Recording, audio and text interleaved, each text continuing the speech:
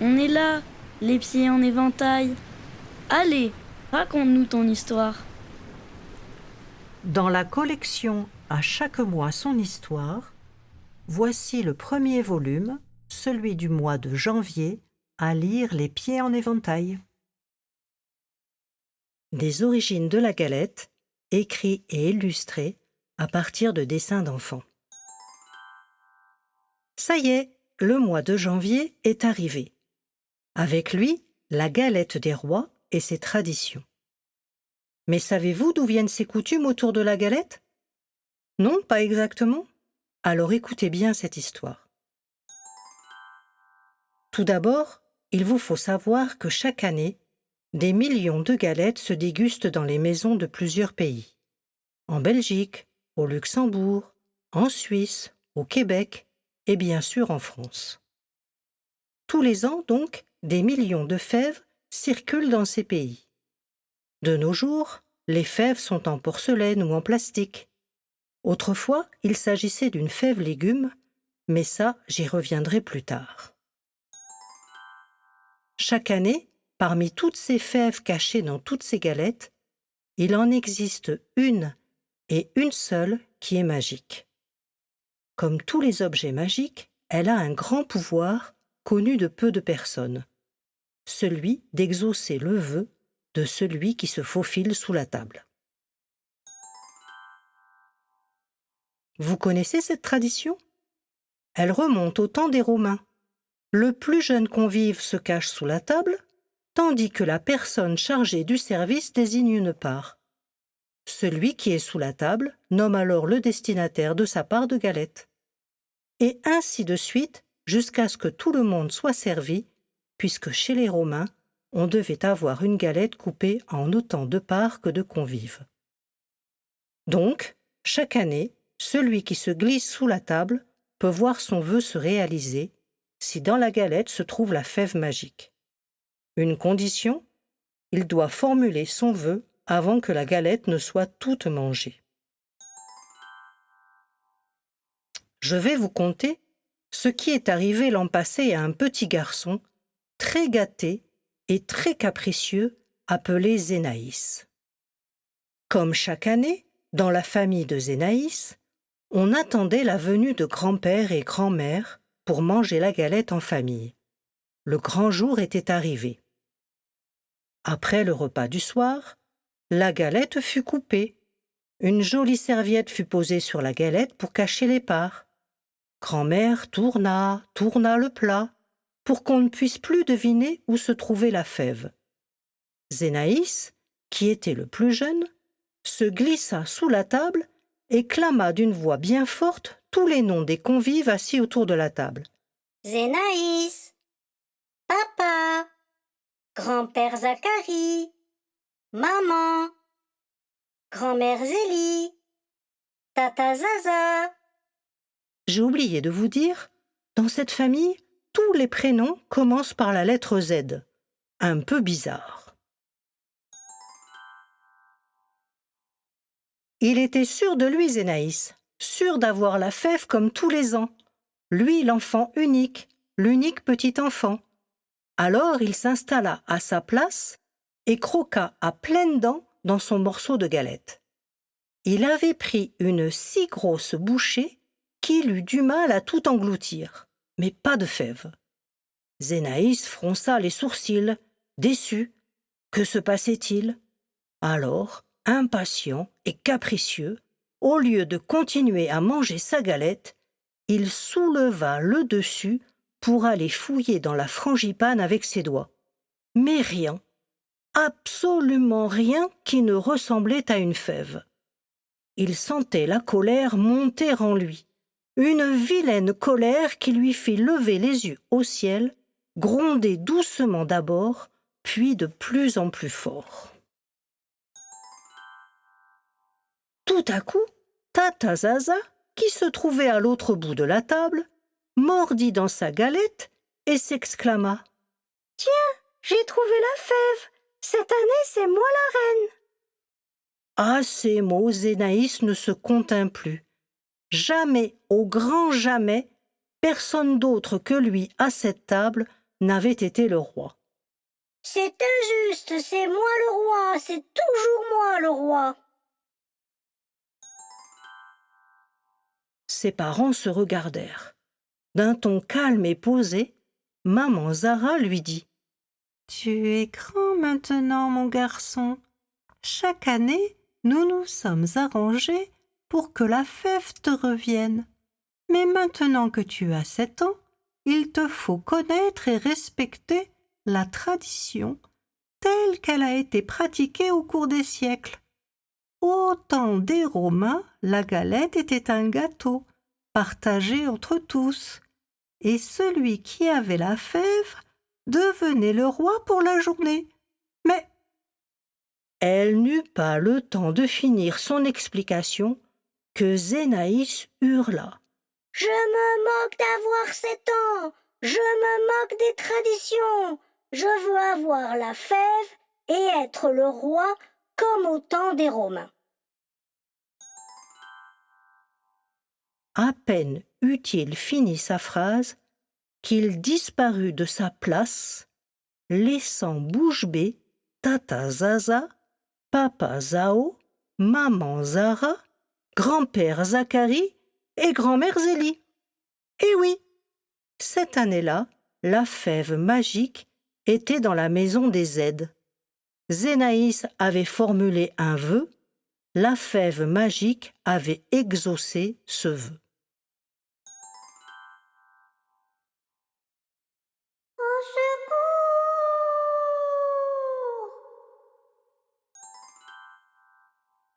Zénaïs se retrouva donc près de 2000 ans en arrière, durant l'Antiquité romaine, assis à une grande table où se mêlaient hommes, femmes et enfants de toutes conditions.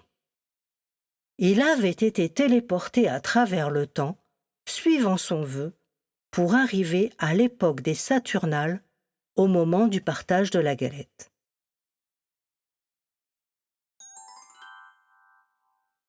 À cette époque, les Saturnales étaient de grandes fêtes célébrées en l'honneur du dieu Saturne, qui était le dieu de l'agriculture, le dieu des graines enfouies dans le sol.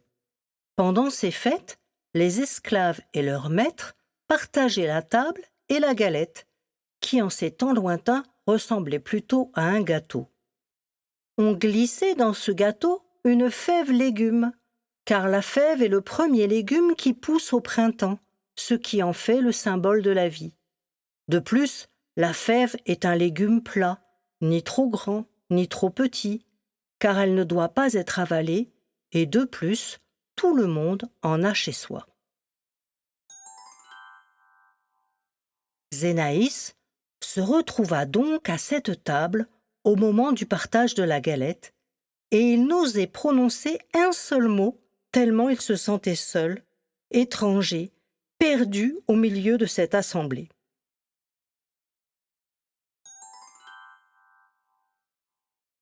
Au bout de la table, régnait en maître un homme vêtu d'une toge blanche, à côté duquel se tenait une femme, elle aussi vêtue de blanc, tenant une sorte de châle appelé stola sur ses épaules.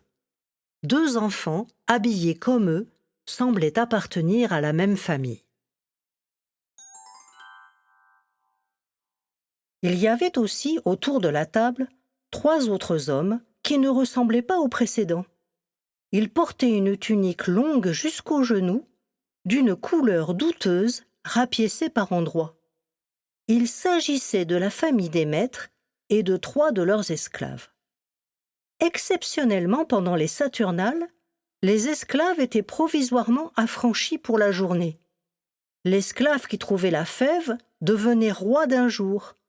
Tous ses ordres et désirs devaient être exécutés par n'importe qui, même son maître.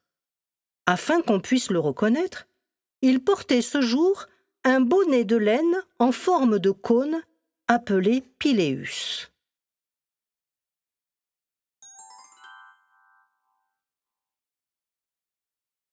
Personne ne semblait s'apercevoir de la présence de Zénaïs. On lui servit un morceau de gâteau comme à chaque convive. Il s'aperçut alors que son pyjama qu'il avait revêtu pour le repas de famille s'était un peu sali et abîmé pendant le voyage à travers le temps. Et ainsi, il ressemblait plus aux esclaves qu'aux enfants des maîtres, somptueusement parés. Mais il n'eut pas le temps de s'appesantir sur ces détails, car le maître prit la parole et autorisa tous les convives à croquer dans la galette. Zénaïs, lui, n'avait aucune envie de fouiller avec ses petits doigts dans le gâteau. Il était beaucoup trop impressionné. Alors il se mit à manger doucement cette drôle de galette qui ressemblait à un gâteau. Déjà, les enfants du maître avaient fouillé le gâteau et s'indignaient de ne pas être roi d'un jour. Les esclaves mangeaient aussi vite que possible, espérant pouvoir être affranchis pour le reste de la journée. Le maître et son épouse dégustaient tranquillement, car pour eux, être roi d'un jour ou pas ne changerait pas l'ordre des choses. Zénaïs continuait à manger et sentit alors sous ses dents quelque chose de dur. Ce n'était pas une fève en plastique ou en porcelaine, mais bien une fève légume. « Vive le roi d'un jour !» s'exclama le maître. On l'affubla d'un piléus sur la tête, ce n'était pas beau, et ça grattait.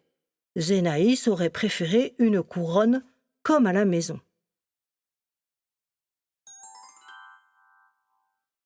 Tout ce que tu désires ce jour te sera accordé. Choisis.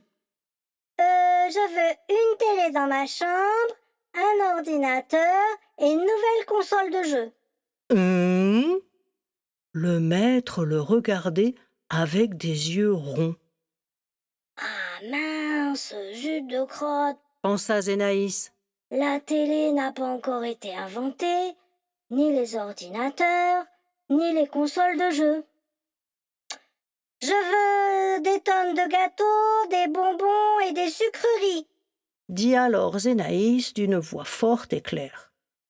Le maître fit alors un large sourire, car maintenant il comprenait ce que voulait ce petit roi d'un jour.